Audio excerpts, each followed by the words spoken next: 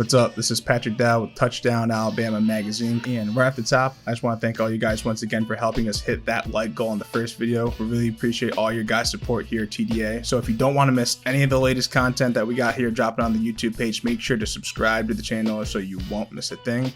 But today, we're talking about a position group Alabama fans are all very confident in, especially coming away from spring football, which is the offensive line.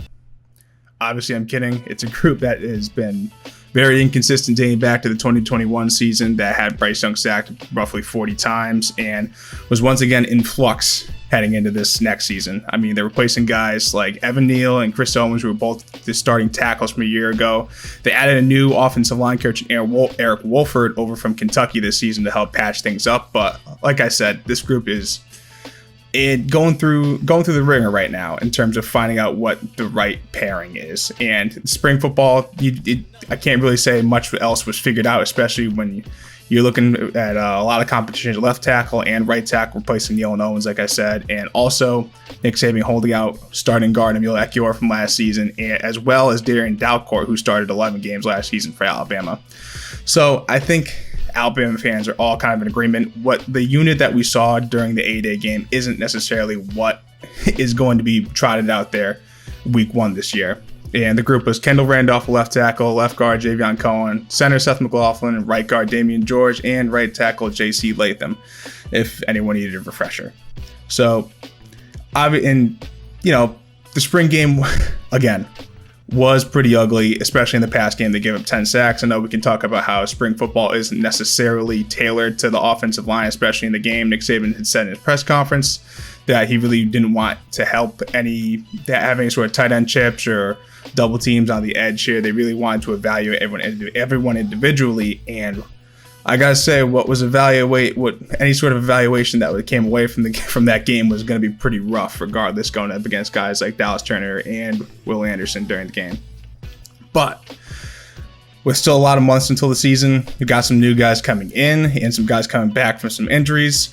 I think that there's an offensive line combination that's gonna work well for Alabama, and I think is the right fit for this offense. So here is my run through of who I think will start week one in the 2022 season. And I'm going to be going from left tackle to right tackle here. And at left tackle, I think will be the Vanderbilt transfer Tyler Steen. And why I think that is because Alabama needs that experience on the offensive line, especially at the tackle spot, replacing guys like Neal and Chris Owens, who played a ton of football under Nick Saban. And Steen gives that. I mean, he's a transfer. He played started 33 games, over at Vanderbilt. And I know it's Vanderbilt. I know everyone can talk about that, but you start 33 games in the SEC, that has to mean something. And Nick Saban went into the transfer portal to get this guy. Whenever Nick Saban goes into the transfer portal or even recruits a JUCO player like Kyrie Jackson, these guys are going to get on the field. They're going to play. And I think Steen is an example of that. He's got good size out there. And like I said, a lot of experience, which this group desperately needs. At left guard, I have Javion Cohen, which isn't a surprise. He showed some really good flashes last year, especially in the run game, playing alongside Evan Neal. They really moved some players up front and helped Brian Robinson get over 1,000 yards and have a career season. I think he still has some ways to go at guard. I know he came in as a tackle. He still has some ways to go as a pass protector. And he started at tackle. I think there's just kind of a work in progress. He needs to improve in some areas. But I think coming into his second year starting, I think he's going to make another leap. And at center, I think this was a little bit of there's some competition here with Seth Mclaughlin.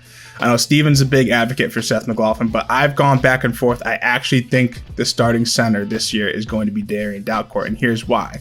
Because Nick Saban all throughout the spring mentioned Dalcourt as a starter. I know I'm kind of reaching here a little bit with some of Nick Saban's statements, but I do believe that Dalcourt starting last season and being a senior this year, if it's even close at all in terms of competition, I think Dalcourt is going to get the nod. And what I've seen from Seth Mclaughlin, although I think I have been impressed with Seth Mclaughlin, especially his ability to come off the bench and start in the postseason, I don't think that he's necessarily a runaway candidate to be the starting center for Alabama's offense. So I think Dalcourt will actually slide back in when he's healthy and take that starting center role for Alabama this season.